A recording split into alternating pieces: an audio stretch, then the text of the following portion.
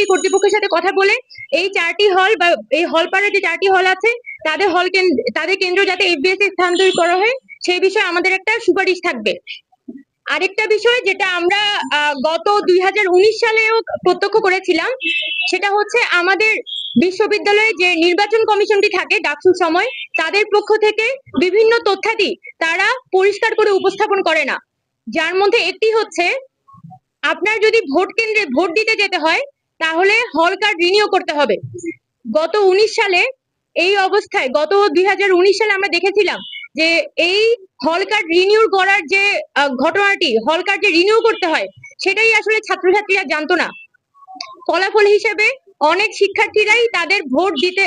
দেওয়ার আগ্রহ থাকা সত্ত্বেও তারা ভোট কেন্দ্রে ভোট দিতে পারেনি, এবং যার ফলাফল হিসেবে এখানে যে একটা উৎসবমুখর পরিবেশ ছিল সেটা এক ধরনের ক্লান্তিকর পরিস্থিতিতে পরিণত হয়।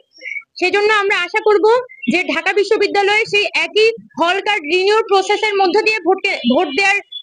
ব্যবস্থাটি না রেখে অন্য পদ্ধতি অবলম্বন করা হোক, যার মধ্যে আমাদের ইউনিভার্সিটির যে বিশ্ববিদ্যালয়ের নর্মাল কার্ডটি আছে, যেটা আমরা কোভিড এর সময় থেকে ঢাকা বিশ্ববিদ্যালয়ের পক্ষ থেকে একটি সেন্ট্রাল আইডি কার্ড